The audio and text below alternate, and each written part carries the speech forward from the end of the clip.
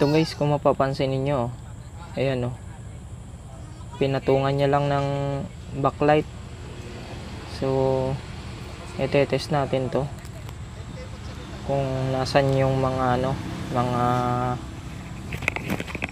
ilaw na pundido. So bali mali yung pamamaraan ng pagpalit ng mga bumbilya nito. So bali dapat pag mga gayang bumbilya na maramihan na yung pundi, mga isa, dalawa, tatlo, ganun o higit pa, dapat pinapalitan na ng buong strip ng backlight yan. So bali ayan, test natin. Ayan, yun o, may pundi.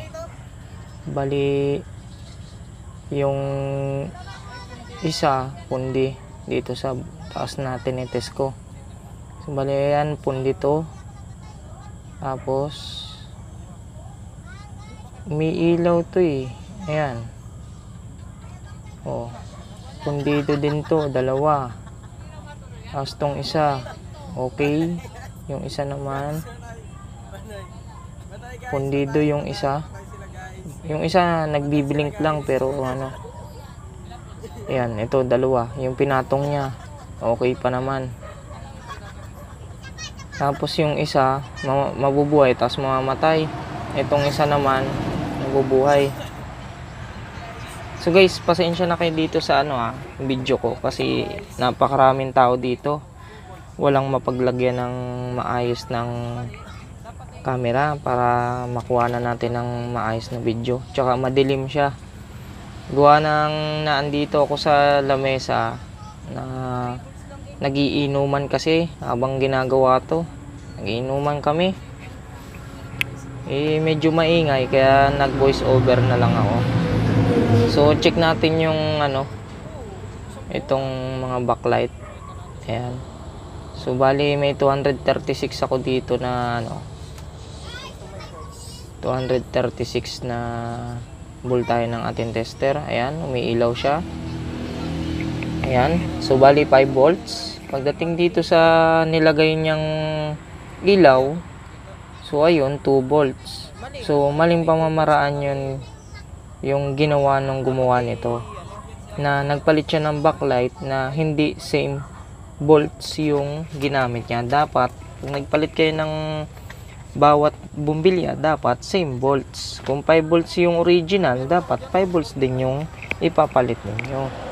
So bali okay lang naman tong ganitong setup na ginawa niya, pero dapat 5 volts din, hindi yung 2 volts. So bali kung yung isang strip ay may 20 volts na input, dapat pag nagpalit kayo ng backlight, dapat 20 volts. Hindi yung 20 volts ay palit kayo ng backlight na 2 volts. Pero ang original na volts ng bawat isang bumbilya is 5 volts.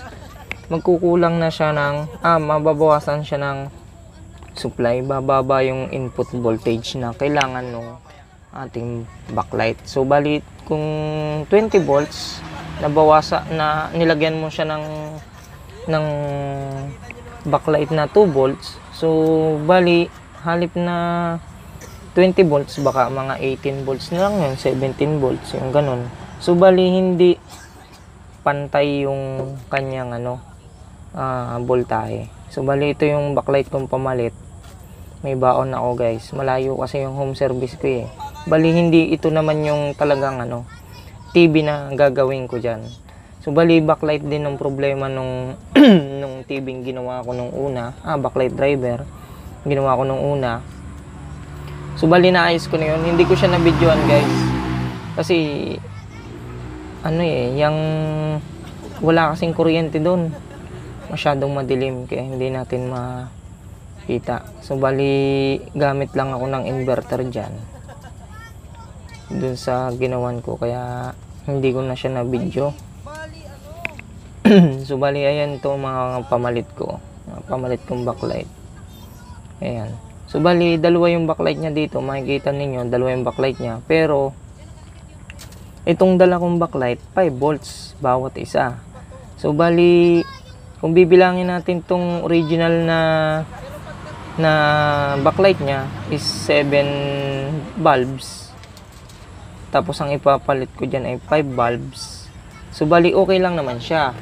Pero ang ginawa ko dyan, ginawa kong 3 yung strip, hindi lang siya 2. Kasi magbabago yung voltahe, hindi magpapantay dun sa original. Dapat kung 20 volts yung original na strip ng ating backlight, dapat 20 volts din yung papasok. Kasi merong backlight driver na oo, halimbawa 200 volts siya, 80 volts ganun. Pero yung backlight na original do sa TV mismo is 60 volt yung input. So bali dapat magkapareho yung ilalagay mong backlight. So bali 3 yung gagawin ko dyan, kasi kung 7 bali may sobrang isa. Pero ginawa ko dyan iniba ko yung connection para makuha ko yung yung kagayang voltahe nung original na niya backlight, para tumibay, mas titibay, tsaka maayos yung ating install ng backlight, para sulit yung ibabayad. So bali ito guys, itong TV na ito ay biglaan lang to, kasi bumisita lang ako dito sa sa aking kaibigan. So bali yung TV daw nila ay umiilaw naman siya, makikita mo yung TCL talaga lumiliwanag. So bali itong kanyang backlight, umiilaw yung 3 piraso sa baba, yun lang ang lumiliwanag sa kanya. So bali ayan, ito yung pamalit ko ng backlight. Yan, tinetesting ko siya. Bali umilaw naman, working naman yan 3 backlight na yan. So bali tigta 20 volts yung input niya sa ating tester. So bali itong TV na to ay pag inopen mo siya, makikita mo yung TCL, makakapanood ka pa, pero yung liwanag niya kalahati na lang, tapos mamaya mamamatay na siya, parang nagpo-protect yung sa backlight niya. So bali yan, binuksan ko siya, gayaan yung nakita ko, ang daming pundi. So bali papalitan ko na to ng backlight. So hindi na siya isa-isa. Iwasan ninyo yung ganun, yung may 3, 5 pundi, ire-repair nyo na lang, papatungan ninyo ng gayang putol-putol na backlight. Mali ito. Kasi pag ganung mga 3 yung mga pundi, pinapalitan ko na siya lahat. Kasi hindi tatagal to, magbabackjob lang kayo. Mahirapan lang kayo. Oo, kikita kayong pera, pero mahirapan kayo sa pagbaklas niyan. Mahirap magbaklas. Lalo na pag matatagal na yung TV, malutong na yung pinakang frame. Naku, mababasag lang. Kaya maganda dyan, palitan nyo na ng isang diretsyo. Sabihin nyo doon sa customer na, ma'am, palitan na natin, sir, ganun, palitan na natin. Para iwas yung backjob. Tsaka sulit yung babayad nila. Di bali nang magbayad sila ng mahal para lang dyan sa backlight. So ayan backlight ayan tanggal na yung tape. So hindi maganda yung gayaan setup na naka-tape siya. Kasi oras na uminit yan, mawawala na yung dikit So ayan, tanggal ko na yung backlight nya. So, bali yung connection niya ay nakaparallel. Ayan, kukuhanin ko lang yung kanyang sheet, yung sa reflector niya. So ayan guys, nagiinom kasi kami niyan. Gusto niya, yan daw ang pulutan TV. So partida na, umiinom pa ako niyan. Problema, wag niyong gagayahin tong ganito, yung habang nagiinom nagagawa ng TV. Maling-mali ito. So bali ito ay malaki naman yung pag-iingat ko dito. Bali, bawal itong matuluan ng ano eh. Siyempre, inom tayo. Malamig yung iniinom. Tapos magmomoist yung lamig niya. Ayan guys. Ito, makikita ninyo. Inuna ko yung kanyang reflector. Ayan, yung reflector sheet na yan. So, bali, wala pa yung backlight dyan. Ang gagawin ko dyan, ipapatong ko yung 3 backlight dyan. Kasi, iba na yung butas niya eh. 7 yung bulb niya. Tapos, ipapalit ko yung 5. So, bali, 3. Kung 7, 14. So, bali may sobrang isa sa tigli 5 bulbs sa kada isang strip. So, bali okay lang yun. Wala namang reaction yun. Basta pang 32 yung ating ilalagay. Match siya. Tsaka yung volts ng bawat bulb match din dun sa dun sa original na backlight na pinalitan natin. So, mali yung ginawa nung unang technician na gumawa nito, na pinalitan niya ng ibang backlight. Hindi niya sinukat muna yung voltahe ng backlight na ipamamalit niya. Hindi niya sinukat. Kaya, ayun, yung isang bulb, 2 volts. Yung original na bulb, 5 volts. So, maling-mali yung ganon. So, i-take note nyo lang yung guys bago kayo magpalit ng backlight. Sukatin nyo muna kung ilang volts yung pumapasok at ilang volts kada isang bulb para maiwasan yung punde. Kasi merong backlight driver na sobrang lakas naman at may backlight driver din na nagpo-protect siya kapag kulang yung bulb niya tsaka kulang yung supply. Hindi kaya naglagay kayo ng 3 volts pero ang nakalagay sa mga bawat bumbilya ay 5 volts. Baka madetect lalo na sa Sony. Ayan. Diyan ko yan na-encounter. Nagsubok ako niyan. Naglagay ako ng 3 volts kasi walang available na 6 volt. Ganun. Bali, hindi pa rin siya umilaw. Kaya wag nyong gagawin yung guys. So bali ayan, naglalagay ako ng adhesive tape. Manipis lang siya na foam tape. Maganda siya guys gamitin. Lalo na pag magdidikit kayo ng backlight. Kahit pa yung original na backlight, kaya niyang idikit doon na hindi matatanggal kahit uminit. Kasi habang tumatagal siya, uminit man siya o lumamig, tumitibay yung dikit niya. Ang tawag dyan ay double-sided foam tape. Yan, isang haba na nilagay ko para sure talagang Pero manipis lang yan guys. Hindi siya yung makapal na adhesive tape. Ayan double-sided to guys. Ayan nilagay ko lang siya para hindi gumagalaw yung reflector niya. Tapos kada isang backlight strip nilagyan ko din ng adhesive tape para nakadikit siya doon sa ibabaw ng reflector. So bali ginagawa ko lang ito guys kapag hindi siya match doon sa sa bulb, yung sukat ng bulb niya, yung bawat distansya, ginagawa ko lang yan. Pero maraming mga gumagawa ng ganito guys. Okay naman siya, matibay naman, tumatagal naman. Yung ginawa kong ganito dati na sharp, gayaan din yung pagka-set up ko. Walang available na same backlight strip niya. So balik, gayaan yung ginawa ko, sa ibabaw ko nilagay. Wala naman siyang makikitang epekto sa ibabaw ng ating screen na makikita mo yung mga LED bulbs niya. Wala naman ganun. Maganda rin naman, parang gayon din sa dati. So bali hindi ko na yan nilagyan ng sound na yung original sound nitong video kasi ang dami nagpapatugtog, may naglalaro ng ML, may nagpapatugtog, may nagkukwentuhan kasi inuman nga to guys. Ayan. Bumalik kasi ako dito. Nayaya akong mag-inom. Pero normal pa ako dyan. Halos hindi pa ako nag-shot dyan. Kasi alam kong may ginagawa ako. Baka mawala ako sa focus. Pero okay ito guys. Okay na okay itong setup ko. Ayan, 3 siya. Mapapansin nyo. Pasensya na taga kayo doon sa setup ng camera, talagang walang mapwestuhan. Kaya mabuti na lang kahit konting makikita. So bali nakaparallel lang yung dalawang wire na nasa gitna niya. Parallel lang yan. Yan yung pula niyan at puti magkasama. Pula sa pula, tapos puti sa puti. Ibig sabihin, negative, negative, positive, positive.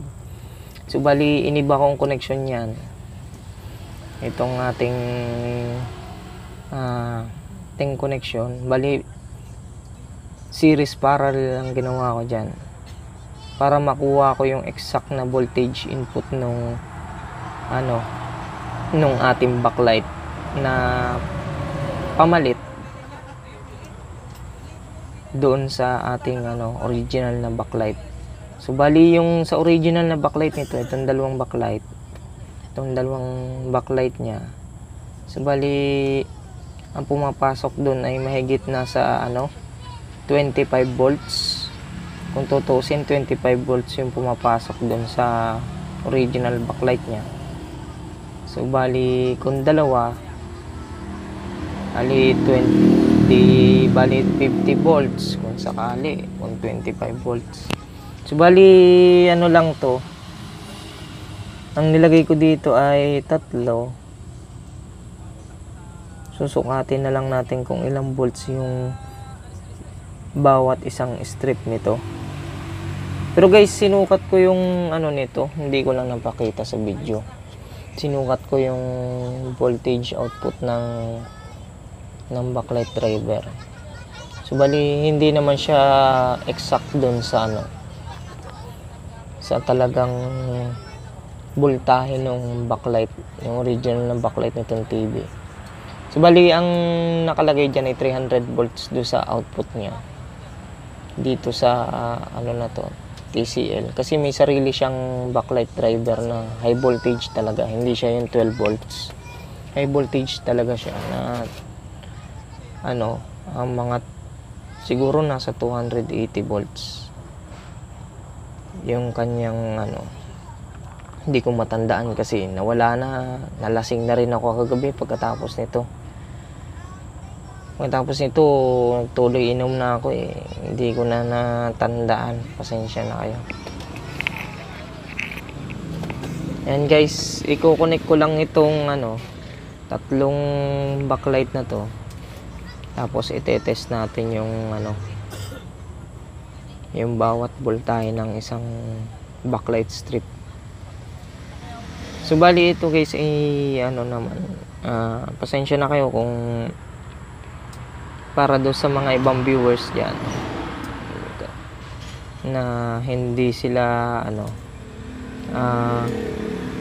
dito sa aking pamamaraan na to, na katulad niyan may inuman tapos nagawa ka ng TV. Actually maling-mali talaga yun guys, kasi oras na matuluan ng tubig yan, wala na, baka ma-damage natin yung board. Pero guys, yung board at yung panel niya hiniwalay ko, tsaka yung mga yung mga sheets hiniwalay ko yan, nilagay ko doon sa loob ng kwarto nila, kasi wala din namang space na para paggawan ko, kasi yan yung lamesa talaga nila.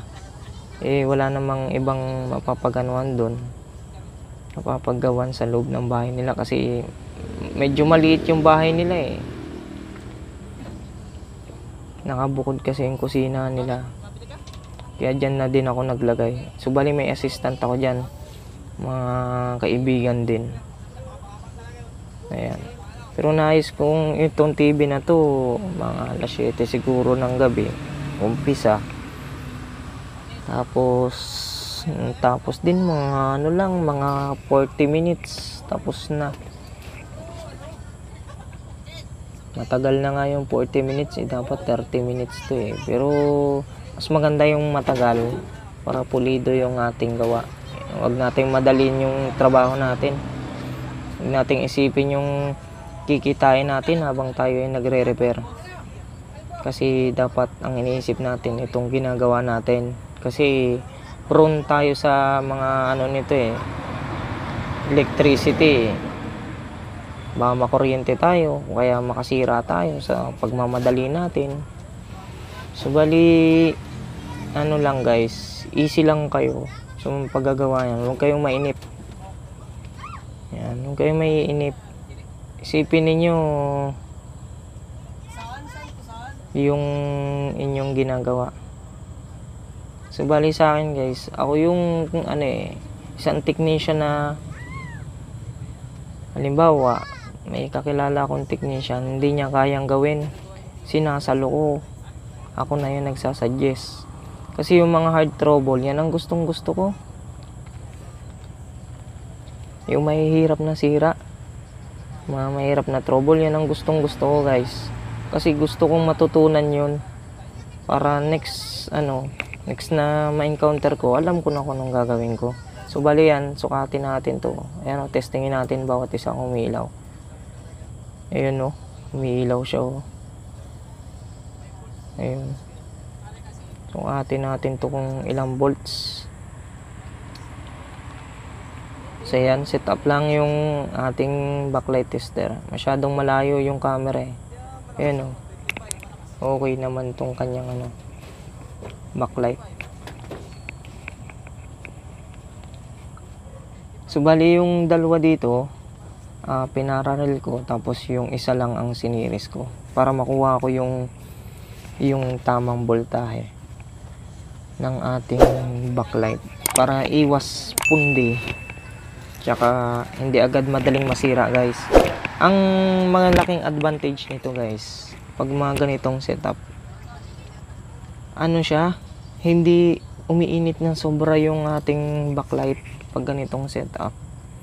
Yung connection niya series parallel, hindi umiinit yung likod, hindi madaling uminit yung likod ng ating TV.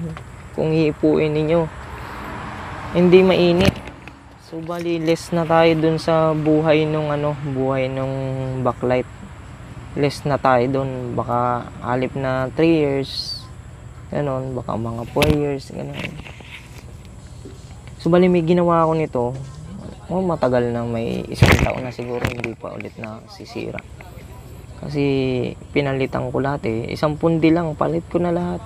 Kasi alam kong matibay yung yung nilagay ko. Tapos syempre kaya nga napundi yun kasi naandun na siya sa lifespan niya. So bali yung lahat ng bumbilya na yan, dadating din at dadating sa kanila yung pagkapundi nila. Kaya kailangan palitan na natin yan. Pero kung titingnan nyo yun sa likod, malinis yung likod niya, walang signs ng may umiinit. Yun, maganda pa yun, okay pa yun, pwede nyo pang i-repair yun. So ayan, testingin natin. Nalagay ko lang tong connection wire ng ating backlight. So makikita nyo yung red doors dyan.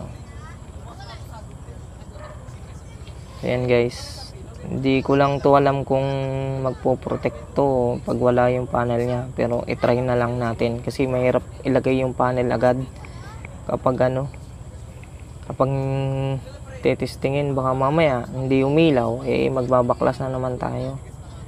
Mamaya sa padalawang baklas natin mabasag natin yung panel. So ibinubukod ko yung panel niya para madami kasing bata dyan, kaya baka masanggi, kaya tinago ko muna yung panel niya. So ayan, testingin natin. So tatry natin to kung hindi siya magpo-protect. Ayan, pinapower on ko yan guys. So bali umilaw na yan Ayan guys lakas. Ayan nasisilaw sila Ayan okay siya, di ba?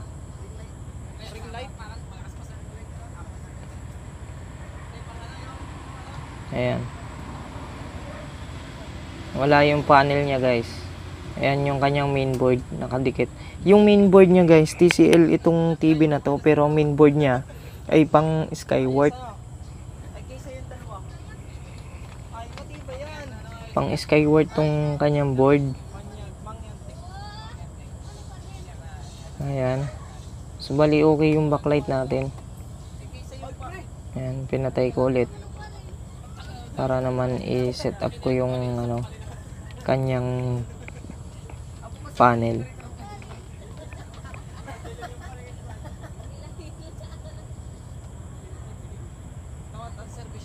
So bali guys, ang tip ko lang sa inyo, ay pag kayo ay may na-encounter na backlight, mga 3, 5, ganyan. Yung 3, 2, palitan na natin yun ng buong backlight strip o buong backlight, kasi mahirap mag-back job.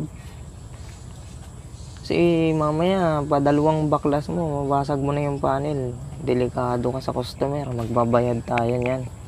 Kaya maganda niyan pag sa mga backlight na yan, lalo na yung mga trouble ng TV na ginagawa natin ay mga inaalis ang panel o kaya mga panel issue, ingatan natin yung ating ginagawa, kasi oras na mabasag natin yung panel na yan, sigurado tayo magbabayad niyan. So bali itong iingatan nyo dyan, mabasa itong ibabaw nito, matuluan ng pawis. Bali may electric fan nga ako dyan kasi mainit masyado. Bali ingatan yung ibabaw niyan, yung puti na yan, itong sheet niya, reflector sheet yata tawag dyan, nakalimutan ko na. Ayan, sinabay ko na nga yung frame niya dyan kasi wala tayong mapapagpatungan, kaya sinama ko ng diretsyo. Ingatan yung mabasa yan, kasi oras na may mabasa dyan, magtitinta na yan sa harapan ng screen, parang may mga white dots na dyan sa screen. So ayan, pipiting lang natin tong frame na ito. So bali gabi nito guys, na cancel yung aking pag-uwi sa bahay. Kaya ayan, diyan na rin ako natulog sa kanila, kasi kilala ko naman yung mga yan So bali pinabayaran ko dito yung backlight lang, hindi na yung labor, kasi kilala ko naman sila tsaka lagi naman ako dyan sa kanila, nakakaya naman kung sisingilin ko pa. Pero bigay na lang natin to, backlight lang ang pabayaran natin, kasi yung backlight binibili natin yan Bali titestingin natin ulit itong ating backlight kung maliwanag siya kapag may reflector na. Ayan, nilalagyan ko lang siya ng cordon, saksak natin. Ayan guys, tingnan ninyo yung kanyang ilaw na, kanyang power indicator. Bali ipa-power on lang natin to. Ayan, ayun okay siya ayos. Pero pag siya nakatagilid ng ganyan, nakatagilid yung camera niya, nakikita mo talaga yung ng ilaw. Pero pag may screen na siya, wala na yan. Gayon din naman yan kapag yung setup niya nakalagay doon sa butas ng reflector. Makikita niya din yung beads niya, yung kanyang lens nung backlight. So bali ayan, may ilaw na siya, natabunan pala yung camera. Ayan, patay natin. Tapos lalagyan natin siya ng screen. Bali tinanggal ko na taga ang sound dyan kasi ang daming maingay dyan may naglalaro ng ML, ewan ko kung may nagpapatugtog, tas kwentuhan, tawanan, hindi maiintindihan kapag nagsasalita ako dyan, kasi hindi naman natin sila pwedeng pagbawalan, kasi dayo lang naman tayo So bali hindi na ako nagbuhay guys ng ilaw dyan, yung ilaw na dala ko pang strobo light ko, kasi masyadong maliwanag, masakit sa mata. Kawawa naman yung mga tao, nasisilaw sila dyan, pangalan sa backlight nasisilaw na sila So kinuha ko lang yung yung screen niya.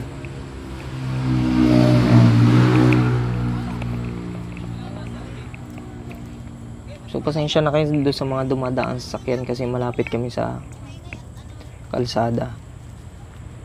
So ayan na yung ating screen. So pag kayo naglalagay ng screen, dahan-dahan lang, huwag kayong masyadong magmadali. Ayan. Ito yung yung puller kasi ng para sa screen, yung handle natin. Hindi pa dumadating yung order ko sa Lazada. Kahapon pa lang yata siya dumating eh. So bali ako umalis dito sa bahay, hindi ko na inintay kasi nagmamadali yung customer kong isa. Kaya nagbiyahe na ako. Gumawa na lang ako ng ganito, yung sa anode cap. As yung anode cap kasi hinanapan ko ng oversize na high tension wire para sikip dun sa anode cap, kasi may anode cap na malaki yung high tension wire, may anode cap naman na maliit. So bali yung anode cap na maliit ang high tension wire, tinanggal ko yun, tapos pinalitan ko siya ng mas malaking high tension wire para sikip. Tapos nilagyan ko siya ng magnetic wire do sa dulo ng high tension wire para hindi nabubunot, para pag hinawakan natin na yung screen, hindi mahulog. Kasi minsan bumibitaw yan guys kapag may singaw do sa anode cap, sa pinakang lagayan ng high tension wire. So yan, pinipit ko lang yung yung ating frame para sa screen. Dahan-dahan lang at baka mabasag, kawawa tayo, magbabayad tayo ng malaki. So sa mga ganyan guys, mga ganitong trabaho, dapat di kayo dyan mainipin, hindi mainitin ang ulo.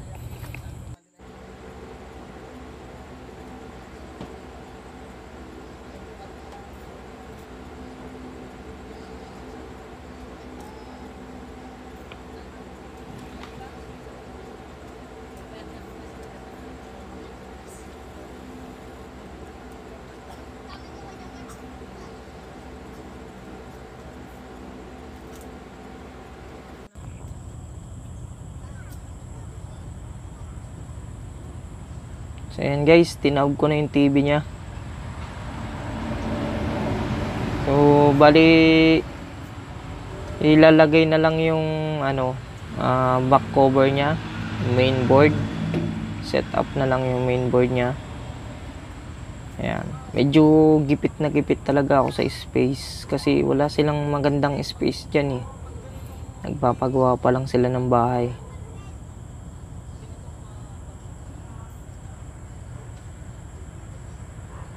So bali ito daw ipinagawa na sa iba. Yan nga, findings nga ay backlight. So bali mali yung pagka-setup niya ng backlight. 5 volts yung original na backlight niya, tapos pinalitan niya ng 2 volts. Malayong malayo. Kasi kung yung supply isipin niyo kung yung supply ng ating backlight driver ay 5 volts, para lang sa 5 volts, tapos lalagyan mo siya ng 3 volts, di ba mapupundi yung ilaw?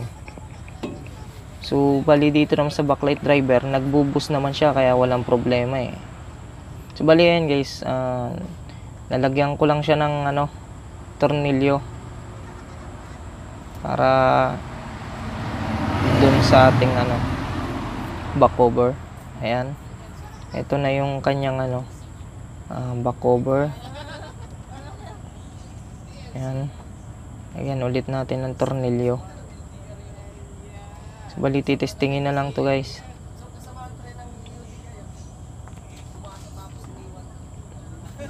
So guys, napaka busy talaga kaya ngayon lang ulit ako nakapag upload ng video.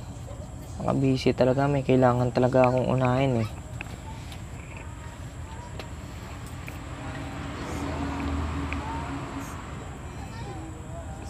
So yan guys, tornilyohan ko lang to, tapos tetestingin natin. Ayan. So yan guys, ito na yung TV. Ayan, isasaksak na natin to. TCL siya guys, 32 inches. Ayan kung umilaw na yung power indicator niya, tapos switch on natin.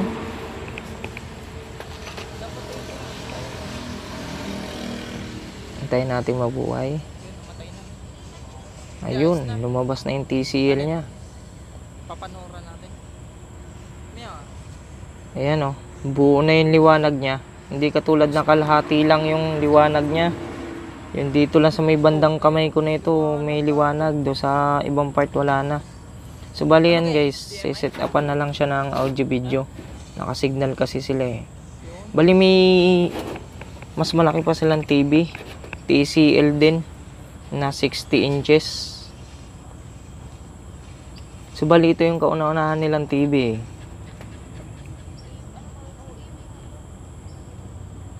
Ayan, hanapin lang natin yung audio video. So bali wala pa yung remote. Hinahanap pa. Pero pwede pala dito yung remote nilang malaki para doon sa malaking TV. Pwede pala yun. Kasi TCL din naman eh, same brand. So yan, nagkakamali pa ako ng pindot. So lalagyan ng audio video. Ba't may remote are? Ayan, kinukuha na yung remote. TCL na yan. So bali ayos na yung kanyang backlight. Bali dito sa sound na yun, kung mapapansin nyo dito, ayan, dito sa part ng may ina-adjust ko na audio video na yan. Diyan lang yung may liwanag niya. Yun sa taas. Tsaka doon sa kabilang side, wala. Bali, ayan guys, nalagyan ko na siya ng audio video. Okay na yung TV. Ayan o. So bali, Kaya nga. ayan si Ate Lisel, shout out. So bali, ayun lang guys ang masishare ko. Salamat sa inyong panonood. Kung bago kayo sa akin channel, mag-subscribe na kayo at hit nyo yung notification bell para lagi kayong updated sa susunod kong video.